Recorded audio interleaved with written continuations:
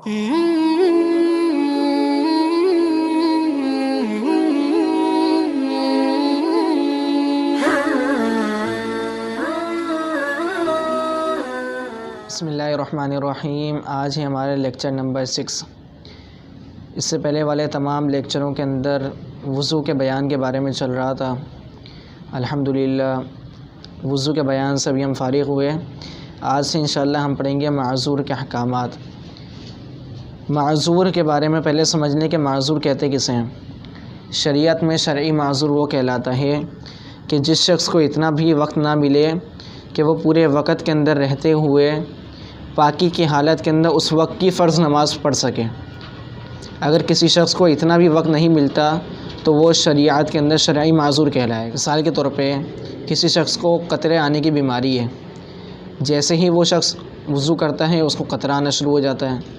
उसको इतना वक्त नहीं मिल रहा कि वो पूरे वक़्त के अंदर रहते हुए जो उसकी फ़र्ज़ नमाज है उसको पूरा कर सके, तो ये शख्स शरई माज़ूर कहलाएगा। पेशाब के कतरों की बीमारी हो, यह ऐसी बीमारी हो कि जो मुसलसल लगातार आती रहे और दरमियान के अंदर उसको इतना वक्त ना मिले कि जिससे वो वज़ू करके पाकी की हालत के अंदर उस टाइम के फ़र्ज़ नमाज़ पढ़ सके।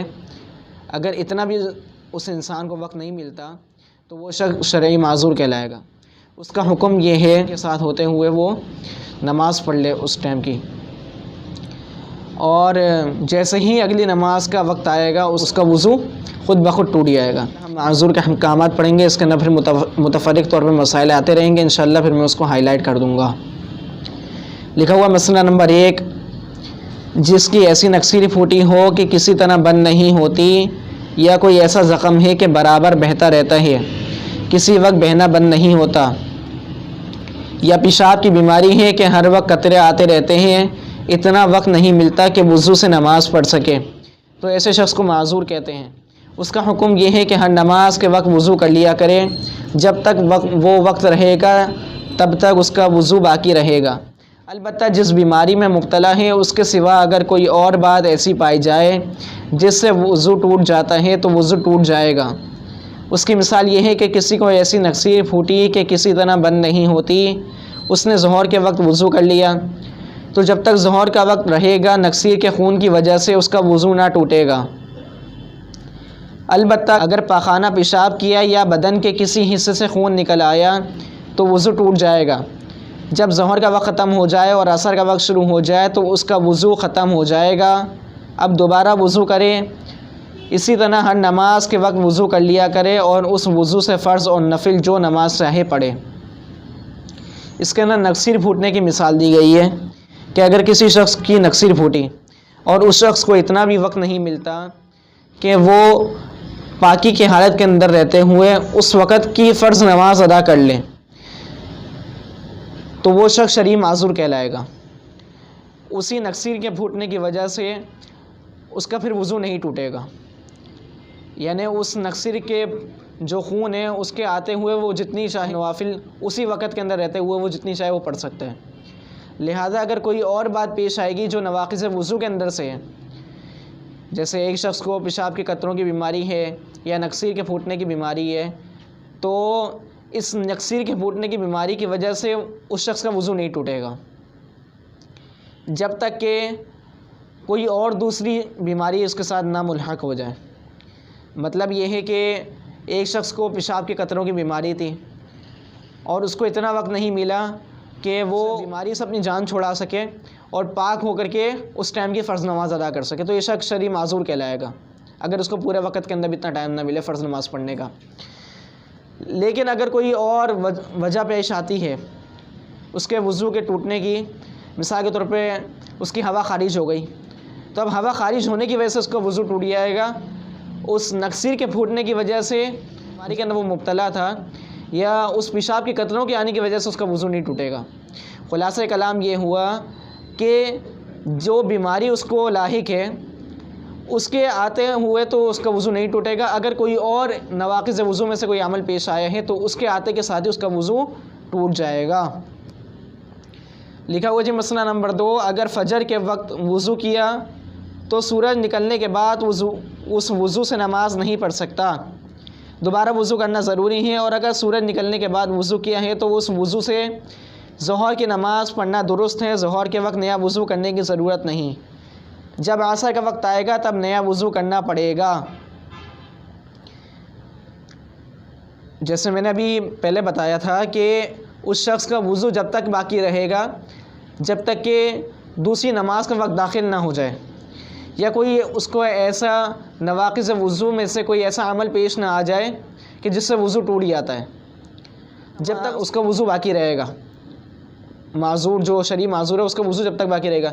लिहाजा जैसे ही दूसरी नमाज का वक्त दाखिल होगा उसका ऑटोमेटिकली वज़ू टूट जाएगा। अब उसको दोबारा से नए सिरे से वज़ू करके नमाज़ पढ़नी पड़ेगी। और अगर यही शख्स वक़्त के अंदर रहते रहते जो है उसको पेशाब के कतरे आते रहे तो उस पेशाब के कतरे के आने की वजह से तो उसका वज़ू नहीं टूटा। जैसे ज़ोहर से लेकर के असर तक किसी को मुसलसल पेशाब के कतरे आते रहे और उसको इतना वक्त नहीं मिला कि वो उस वक़्त के अंदर रहते हुए उस फ़राइज़ हैं उसको सिर्फ पूरा कर सके पाकी की हालत के अंदर, तो ये शख्स शरीर माज़ूर कहलाएगा। अब ज़ोहर से असर के वक्त के अंदर जो इसको टाइम नहीं मिला और मुसलसल कतरे आ रहे हैं तो अब उसको चाहिए कि इसी के साथ वो नमाज़ पढ़ ले, इसी के साथ रहते हुए नमाज़ पढ़ ले वो। लेकिन अगर इसी शख्स को कोई और अमल पेश आता है तो उससे फिर बहरहाल वज़ू टूट जाएगा। अगर इसी शख्स की हवा खारिज हो गई तो अब हवा खारिज होने की वजह से उसका वज़ू टूट जाएगा। लिखा वो जी किसी को ऐसा ज़ख़म था कि हर वक्त बहता रहता था, उसने वज़ू किया फिर दूसरा ज़ख़म पैदा हो गया और बहने लगा तो वज़ू टूट गया, फिर वज़ू करे। यानी अगर किसी शख्स को कहीं ज़ख़म था और उस ज़ख़म से बार बार खून बहता रहता था, रुकता ही नहीं था उसका खून, तो उस खून के आते हुए जो है उसका वज़ू नहीं टूटेगा। लिहाजा अगर दोबारा से कहीं और से उसका खून आना शुरू हो जाए तो अब दूसरे खून आने की वजह से उसका वज़ू टूट जाएगा। लिखा हुआ जी मसला नंबर 3, ज़ोहर का कुछ वक्त गुज़र जाने के बाद ज़ख़म वग़ैरह का खून बहना शुरू हुआ तो वक्त के आखिर तक इंतज़ार करें और आखिर वक्त में वज़ू करके नमाज़ पढ़ ले। फिर अगर असर के वक्त में भी इसी तरह बेहतर रहा कि वज़ू से नमाज़ पढ़ने की मोहलत नहीं मिली तो अब असर का वक्त गुज़रने के बाद माज़ूर होने का हुक्म लगाएंगे। और अगर असर के वक्त के अंदर ही खून बंद हो गया तो माज़ूर नहीं है। जो नमाज़ें इस दौरान पढ़ी हैं वो दुरुस्त नहीं हुई, दोबारा पढ़े। याद रहे कि असर के वक्त भी मकरूह वक़्त तक इंतज़ार करे। अगर फिर भी खून बहना बंद ना हो तो वज़ू करके नमाज़ पढ़ ले। फिर अगर वक्त ही के अंदर बहना बंद हो गया, अगरचे वो वक्त मकरूह हो, तो ये शख्स माज़ूर ना होगा और वक्त की जो नमाज़ पढ़ ली है क़ज़ा करनी होगी। अगरचे इतना वक्त अब नहीं रहा कि वज़ू के फ़राइज़ अदा करके नमाज़ अदा कर सके। अलबत्ता अगर नफिल या सुन्नत पढ़ी हो तो उनकी क़ज़ा वाजिब नहीं। मसला पहले समझ लें। मसला ये लिखा हुआ है कि किसी शख्स को ज़ोहर के अंदर जो है कतरे आना शुरू हुए, तब उस शख्स को चाहिए कि ज़ोहर के आखिरी वक़्त तक वो इंतज़ार करे। मिसाल के तौर पे ज़ोहर का वक्त ख़त्म हो रहा है 4:49 पे, ज़ोहर का वक्त ख़त्म हो जाता है, तब उसको चाहिए कि जो ज़ोहर का बिल्कुल आखिरी वक्त है उस तक इंतज़ार करें।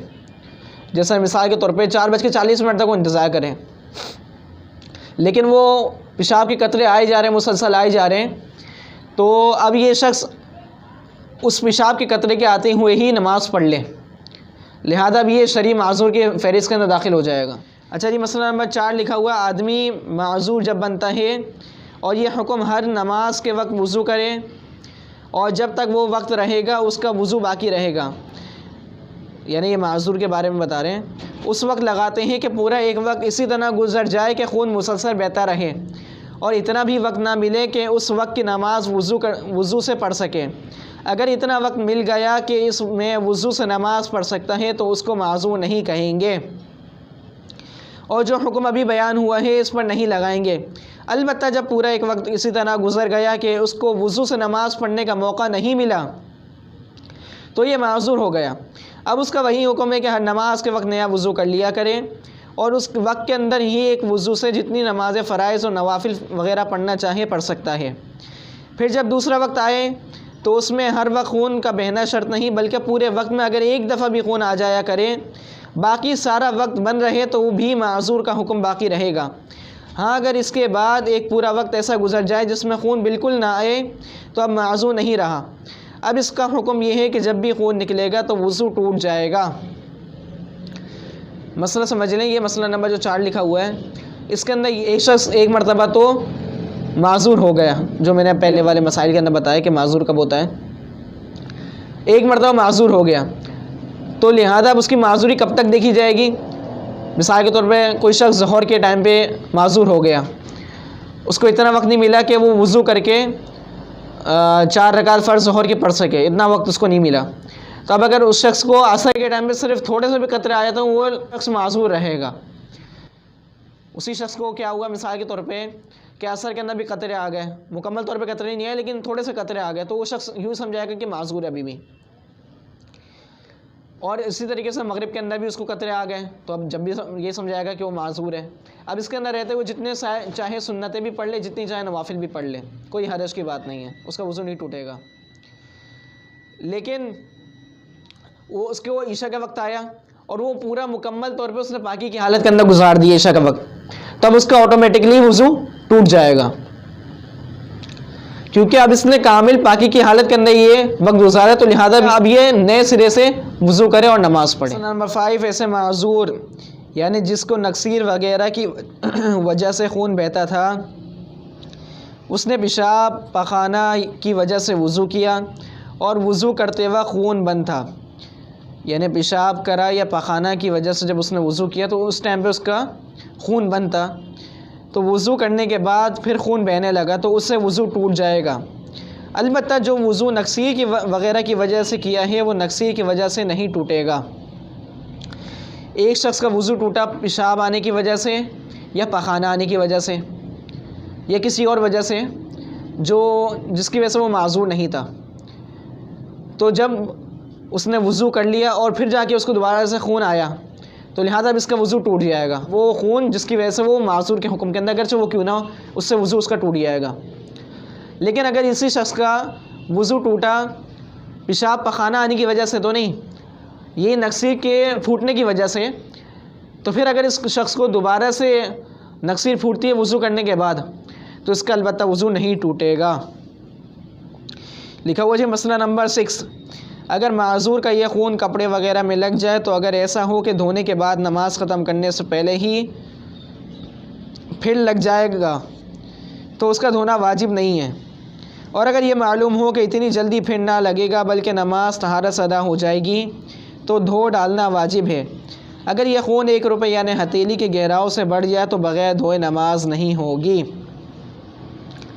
लिखा हुआ जी, अगर माजूर यानी वो शख्स जिसको नक्सीर फूटने की बीमारी है या उसको पेशाब के कतरे आते हैं या इसी तरीके से वो ख़वातीन जो लेकोरिया के मर्ज़ के अंदर मुब्तला हैं, तो अगर उनको इतना टाइम नहीं मिलता कि वो अपने कपड़े को जो है पाक कर सकें, इतना अगर उनको टाइम नहीं मिलता तो उस नापाकी यानी उस कतरों के लगे हुए के साथ नमाज़ पढ़ लें तो उनकी नमाज़ अदा हो जाएगी। अगर उनको पूरे वक्त के अंदर इतना टाइम नहीं मिलता कि वो अच्छी तरीके से पाक करके कपड़े को उसके साथ नमाज़ पढ़ सकें। अच्छा जी, इसी तरीके से इतना तो अगर टाइम मिलता है उनको कि वो पाक कर सकती हैं तो फिर ये है कि अगर वो थोड़ी बहुत यानी नजासत लगी हुई तो फिर तो वो मुआफ़ है, अगर वो हथेली की गहराई से कम हो, जिसको 1 दिरहम भी कहा जाता है, यानी जो हथेली की गहराई है इससे अगर कम की अगर नजासत लग जाएगी तो वो जो है मुआफ़ है, हथेली की गहराई से कम की अगर हो। लेकिन अगर हथेली से ज़्यादा बढ़ जाए तो फिर वो मुआफ़ नहीं है, उसके बग़ैर धोए हुए नमाज नहीं होगी।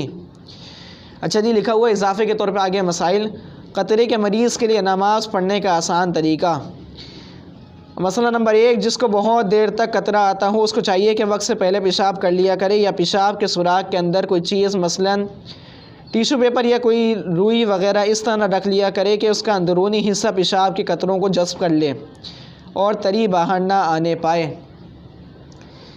मसला ये बताया गया है कि अगर किसी शख्स को पेशाब के कतरे आते हैं तो उस शख्स को चाहिए कि नमाज जब पढ़ना हुआ उसने उससे पहले ही इस्तंजा से फारिग होकर बैठ जाए, फिर इसी तरीके से जो ना पेशाब का जो सुराख है उसके अंदर टिश्यू पेपर या कोई ऐसी चीज़ वगैरह लगा ले जिससे पेशाब के कतरे बाहर की साइड पे ना आते हों, वो टिश्यू पेपर वगैरह ही उसको जज़्ब कर ले, वो बाहर की साइड पे ना आते हों। तो ये बहुत अच्छा उन्होंने हल बताया हुआ है, फिर इससे जो है माजूर लोगों को इंशाअल्लाह बहुत फ़ायदा होगा। अच्छा जी, लिखा हुआ हवा के मरीज़ की नींद। मसला नंबर 2, जिस शख्स को हवा खारिज होने का मर्ज़ हो और वो शरअन माजूर हो उसका वज़ू नींद से नहीं टूटेगा, क्योंकि वज़ू टूटने का सबब हवा का खारिज होना है, जो उसके लिए वक्त के अंदर नाक़िज़ वज़ू नहीं। यानी किसी शख्स को हवा के खारिज होने का मसला है तो उसका वज़ू नींद से नहीं टूटेगा, क्योंकि वज़ू टूटने का सबब जो है वो हवा के खारिज होना है, लिहाजा नींद का आ जाना वज़ू टूटने का सबब नहीं है। और नींद के अंदर भी मैंने बताया, इससे जो पहले वाले एपिसोड थे उसके अंदर मैंने ये बात बताई थी कि सोने से कब इंसान का वज़ू टूटता है। वो आप मेरे पहले वाले एपिसोड देखेंगे तो इंशाल्लाह आपको पता चल जाएगा कि कौन सी हालत के अंदर वज़ू टूटता सोने की वजह से और कौन सी हालत में वज़ू नहीं टूटता सोने की वजह से। अच्छा जी, माज़ूर के हुक्म में दाखिल होने या ना होने को मालूम करने का आसान तरीका लिखा हुआ है। मसला नंबर 3, एक दफ़ा ऐसी नमाज का वक्त मुंतखब करे जो कम से कम हो। मगरिब का वक्त सबसे औक़ात से कम होता है, सब औक़ात से कम होता है। शफ़क़ अहमर यानी सुर्ख़ रोशनी के ग़ुरूब को वक्त मगरिब की इंतहा करार दिया जा सकता है। बस किसी रोज़ बवक्त मगरिब खूब एहतिमाम से इसकी कोशिश करे कि पूरे वक्त में ऐसा मौका मिल जाए जिसमें वज़ू के सिर्फ़ फ़राइज़ पूरे करके फ़र्ज़ नमाज मुख्तसरन पढ़ सके, यानी सुन्नत और मुस्तहबात के बग़ैर सिर्फ़ फ़राइज़ पूरे करके सलाम तक बग़ैर वज़ू टूटे पहुँच सके। अगर इतना वक्त नहीं मिलता तो वो शख्स माज़ूर की तारीफ़ में दाखिल है। आइंदा के लिए ज़रूरी नहीं कि पूरा वक्त बैठ कर इंतज़ार करता रहे, बल्कि सिर्फ़ पूरे वक्त में एक दफ़ा उज़र का पाया जाना काफ़ी है। जब तक ये हालत रहेगी वो माज़ूर शुमार होगा। हर वक्त के लिए नया वज़ू ज़रूरी होगा। उस वक्त के अंदर उस वज़ू से जो चाहे पढ़े, वक्त के अंदर उज़र पेश आने से वज़ू नहीं टूटेगा। गर्ज़ ये कि सिर्फ़ एक वक्त में सिर्फ़ एक मरतबा अगर उज़र साबित हो गया तो आइंदा के लिए कोई तकलीफ़ नहीं। सिर्फ़ उसका ख़याल रखे कि हर नमाज के पूरे वक्त में एक दफ़ा उज़र पेश आता है या नहीं। अगर पूरे वक्त में एक दफ़ा भी उज़र पेश ना आया तो माज़ूर का हुक्म ख़त्म हो जाएगा। माज़ूर का हुक्म ख़त्म होने की सूरत में मज़ीद इस बात का ख़याल रखना ज़रूरी है कि नमाज का जो पूरा वक्त उज़र से खाली गुज़रा है, उससे पहले वक्त में अगर उज़र की हालत में वज़ू किया मगर नमाज पूरी करने से पहले उज़र ख़त्म हो गया और फिर दूसरी नमाज का पूरा वक्त भी बग़ैर उज़र के गुज़र गया तो इस पहले वक्त की नमाज की क़ज़ा फ़र्ज़ है। मसलन ज़ोहर का वज़ू उज़र की हालत में किया मगर ज़ोहर के फ़र्ज़ शुरू करने से पहले या नमाज के दौरान सलाम फेरने से पहले उज़र ख़त्म हो गया, फिर असर का पूरा वक्त भी बिला उज़र गुज़र गया तो नमाज ज़ोहर की क़ज़ा करे। हाँ, अगर ज़ोहर के फ़र्ज़ का सलाम फेरने के बाद उज़र ख़त्म हुआ तो क़ज़ा फ़र्ज़ नहीं। ज़ोहर की क़ज़ा की सूरत में साहिब तरतीब की भी असर की नमाज हो गई, साहिब तरतीब की भी असर की नमाज हो गई, क्योंकि नमाज ज़ोहर के सही ना होने का इल्म असर की नमाज के बाद हुआ है। अगर मगरिब की नमाज बावज़ू पढ़ने का मौका मिल गया तो फिर किसी और वक्त का शुबा करे। इशा का वक्त ज़्यादा वसी होने की वजह से उसके तजुर्बे में अगरचे मुशक्क़त ज़्यादा होगी, मगर इस लिहाज से इसमें फ़ायदा है कि इशा की नमाज सब नमाज़ों से ज़्यादा तवील है, इसलिए इसमें वितर भी शामिल है। 4 फ़र्ज़ और 3 वितर 7 रकात पढ़ने तक अगर वज़ू ना ठहरा तो वो शख्स माज़ूरैन की फ़हरिस्त में दाखिल हो जाएगा। सफ़ेद शफ़क़ के ग़ुरूब से लेकर सुबह सादिक तक इशा का वक्त है। इशा के पूरे वक्त में ये कोशिश करे कि जल्दी जल्दी इस तरह वज़ू करे कि सिर्फ़ इन 4 अज़ा को धोए जिनका धोना फ़र्ज़ है। वज़ू की सुन्नतें छोड़ दे, फिर 4 रकात फ़र्ज़ और 3 रकात वितर इस तरह पढ़े कि इनमें सिर्फ़ फ़राइज़ और वाजिबात अदा करे। सुन्नतें छोड़ दे जिनकी तफसील ये है कि शुरू में सना अऊज़ु बिल्लाह और बिस्मिल्लाह छोड़ दे। सूरतुल फ़ातिहा के बाद आमीन ना कहे, फिर कहीं से इतना कुरान पढ़े कि कुल 30 हरूफ हो जाएं। रुकू और सजदे में सिर्फ़ एक तस्बीह कहे, क़ौमा में रब्बना लकल हम्द छोड़ दे।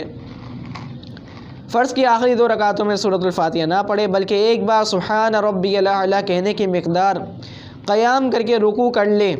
आखिर में सिर्फ़ तशहुद पढ़कर सलाम फेर दे। दुरूद शरीफ और दुआ ना पढ़े और वितर में मसनून दुआएं क़ुनूत की बजाय कोई मुख्तसरन दुआ मसलन और रब्बना आतिना फ़िद दुनिया या रब्बि ग़फ़िरली वग़ैरह पढ़े। अगर किसी पर माज़ूर का हुक्म साबित ना हो तो वज़ू करके नमाज शुरू कर दिया करे। अगर दरमियान में बिला इख्तियार वज़ू टूट गया तो दोबारा वज़ू करके पढ़ी हुई नमाज पर बिना कर लिया करे, मगर बिना की शराइत का लिहाज रखे। ख़ुलासतन बात ये मैं बता देता हूँ, ये जो 1.5-2 सफ़ा जो मैंने पढ़ा है अभी, उसका ख़ुलासतन बात ये है कि माज़ूर के हुक्म में दाखिल होने का इन्होंने आसान सा तरीका बताया है। वो आसान तरीका क्या है, मैं अपने अल्फाज के अंदर बता देता हूँ आसान से।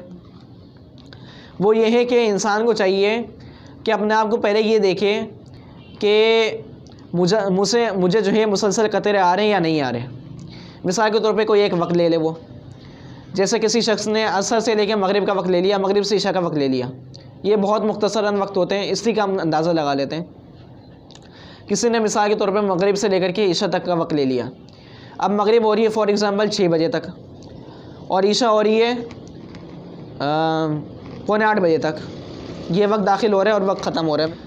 अब अगर किसी शख्स को इतना वक्त नहीं मिलता कि वो सिर्फ़ फ़राइज़ अदा कर सके मगरिब के, तो वो शख्स शरई माज़ूर के हुक्म में दाखिल हो जाएगा। यानी 6 बजे से लेकर के 7:30 बजे के दरमियान उसको इतना वक्त नहीं मिला कि वो मगरिब के 3 रकात फ़र्ज़ अदा कर सके, जिसके अंदर से भी सिर्फ़ फ़राइज़ चीज़ें जो हैं वो वुज़ू के साथ अदा कर सके। तो ये शख्स, अगर इसको इतना वक्त नहीं मिला तो ये शख्स शरई माज़ूर कहलाएगा। और उसका हुक्म मैं दोबारा से बयान कर देता हूँ कि उसका हुक्म यह है कि जैसे ही मगरिब का वक्त ख़त्म होगा, जैसे ही कोई भी नमाज का वक्त ख़त्म होगा, इसका वुज़ू ऑटोमेटिकली टूट जाएगा। अब इसको दूसरी नमाज का वक्त दाखिल होने के साथ ही इसको दूसरा वुज़ू करना पड़ेगा नए तरीके से।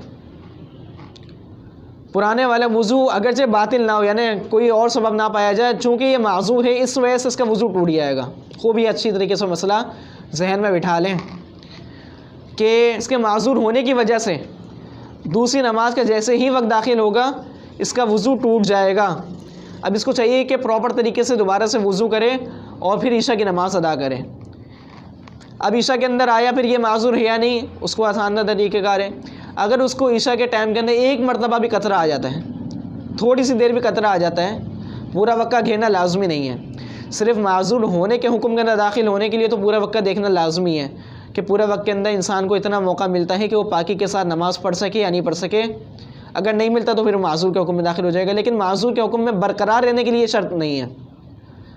यानी ईशा के वक्त के अंदर ये लाजमी नहीं है कि आपको पूरे मुसलसल कतरे आते रहें, फजर तक आपको कतरे आते रहें, ये लाजमी नहीं है। एक मरतबा भी अगर कतरा आ गया तो आप हो गए माज़ूर के हुक्म के अंदर, बराबर माज़ूर के हुक्म के अंदर रहोगे। इसी तरीके से अगर आपको एक वक्त भी कतरा नहीं आया तो फिर आप माज़ूर की लिस्ट में से ख़त्म हो जाओगे।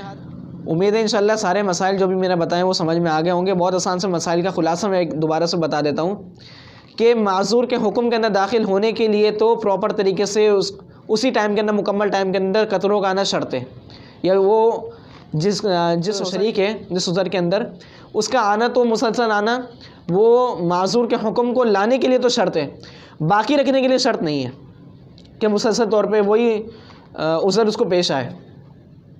लिहाजा मैं इतनी डिटेल इसलिए बता रहा हूँ क्योंकि लोग परेशान हो जाते हैं इस मसाइल के अंदर कि पता नहीं माज़ूर कौन है। औरतें बहुत ज़्यादा परेशान होती हैं। इस काफ़ी टाइम पहले की बात है कि हमारे जानने वालों ने सवाल पूछा कि मुझे जो है पेशाब के कतरे आते हैं, मैं क्या करूं। या बाज़ ख़वातीन को लेकोरिया की बीमारी होती है जिसको इस्तिहाज़ा भी कहा जाता है, वो क्या करें। अगर उनके लिए भी यही हुक्म है कि अगर उनको भी मुस्तकिल तौर पे कतरे आ रहे हैं, उनको इतना टाइम नहीं मिल रहा कि उस टाइम के वो फ़र्ज़ नमाज वज़ू यानी पाकी की हालत के अंदर पढ़ सकें, इतना टाइम नहीं मिल रहा उनको वक्त के अंदर रहते हुए, तो फिर ये लेकोरिया वाली मरीज़ भी जो है ये शरई तौर पे माज़ूर के हुक्म के अंदर दाखिल हो जाएंगी। लिहाजा अगर दूसरी नमाज के वक्त के अंदर तो फिर ये माज़ूर के हुक्म से ख़त्म हो जाएंगी। लेकिन अगर एक मरतबा भी कतरा आ गया तो फिर ये माज़ूर के हुक्म के अंदर रहेंगी। लिहाजा जैसे ही इनके कतरे ख़त्म हो जाएंगे और ये पूरे नमाज का वक्त इनका सही तरीके से गुजर जाएगा पाकी की हालत के अंदर, और बिल्कुल भी एक मरतबा भी कतरा नहीं आएगा, तो फिर ये माज़ूर के हुक्म से ख़त्म हो जाएंगे। उम्मीद है इंशाल्लाह मसले समझ में आ गए होंगे। 2 मसले और हैं, इंशाल्लाह फिर अपने सेशन को ख़त्म करते हैं। थोड़ा सा सेशन लंबा हो गया है, लेकिन ये मैंने मसला इसलिए ज़्यादा रिकॉर्ड करवा दिया अच्छी तरीके से बता करके, ताकि लोगों को किसी किस्म की कन्फ्यूज़न ना हो। बात लिखी हुई थी जिसका मैंने खुलासा बयान किया, तो मैंने इसी वजह से किया ताकि लोग तशवीश के अंदर मुब्तला ना हो जाएं। अच्छा जी, लिखा हुआ गर्मी दाने के पानी का हुक्म। मसला नंबर 4, अगर दाना टूटने से पानी अज़ ख़ुद नहीं बहा बल्कि हाथ या कपड़ा लगने से फैल गया तो वज़ू नहीं टूटा, और अगर पानी ज़ख़म से उभर कर ऊपर आ गया और दाने के सुराख से ज़ायद जगह में फैल गया मगर ऊपर उभरने के बाद नीचे नहीं उतरा, तो राजे ये है कि इससे वज़ू नहीं टूटता। दाने के अंदर जो पानी होता है, पीप की बात नहीं होती, दाने के अंदर बाज़ दफ़ा पानी निकल रहा होता है, तो उस पानी से अगर वो ख़ुद नहीं निकला बल्कि हाथ या कपड़े वगैरह से फैल गया, यानी वो जो पानी था वो खुद ही फैल गया, तो उससे वज़ू नहीं टूटेगा। और अगर पानी ज़ख़म से उभर कर ऊपर आ गया, यानी एक तो था ज़ख़म के ऊपर लगा हुआ था पानी, आपका कोई कपड़ा लगा या कोई ऐसी चीज़ लगी तो वो क्या हो गया, वो फैल गया, तो उससे वज़ू नहीं टूटता। ज़ख़म के पानी की बात हो रही है, पीप की बात नहीं हो रही है। लेकिन अगर वो बाहर की साइड पे आ गया, यानी वो दाने का जो सुराख था उससे ज़ायद जगह के ऊपर फैल गया, मगर ऊपर उभरने के बाद नीचे नहीं उतरा, यानी ऊपर चला गया फिर नीचे नहीं आया या आगे पीछे नहीं फैला, तो फिर उससे वज़ू नहीं टूटता राजिह कौल के मुताबिक। लिखा हुआ दरीदी इंजेक्शन नाक़िस वज़ू है। मसला नंबर 5, दरीदी इंजेक्शन में सुई के वरीद में पहुंचने का यकीन हासिल करने का ज़रिया यही है कि सिरिंज में खून आ जाए। जब तक सिरिंज में खून नज़र नहीं आता उस वक्त तक दवा बदन में दाखिल नहीं की जाती, इसलिए दरीदी इंजेक्शन नाक़िस वज़ू है। उज़लाती और जल्दी इंजेक्शन में खून नहीं निकलता, इसलिए उज़लाती और जल्दी इंजेक्शन नाक़िस वज़ू नहीं। यानी वो इंजेक्शन लगवाने से, जिस इंजेक्शन के ज़रिए से खून निकल आता है या जिसके ज़रिए से खून इंजेक्ट किया जाता है, निकाला जाता है, तो उससे बहरहाल वज़ू टूट जाएगा। और जिनके ज़रिए से खून नहीं निकलता तो फिर उससे वज़ू भी नहीं टूटेगा। आज अल्हम्दुलिल्लाह हमने जो है जो माज़ूर के हुक्म थे वो आज मिन अल्लाह के फ़ज़ल व करम से बयान कर दिए। उम्मीद है इंशाअल्लाह सारे मसाइल समझ में आए होंगे। थोड़े से मुश्किल मसाइल थे, लेकिन इंशाअल्लाह अल्लाह की ज़ात से उम्मीद है जैसे मैंने समझाया आसान अल्फाज के अंदर समझ में आ गए होंगे। आगे इंशाअल्लाह गुस्ल का बयान है, अगले एपिसोड के अंदर वो इंशाअल्लाह हम गुस्ल के बयान के बारे में पढ़ेंगे। अल्लाह ताला समझने के, अमल करने की तौफ़ीक़ अता फ़रमाए। सुब्हानक अल्लाहुम्मा व बिहम्दिका नशहदु अल्ला इलाहा इल्ला अंता नस्तग़फिरुका।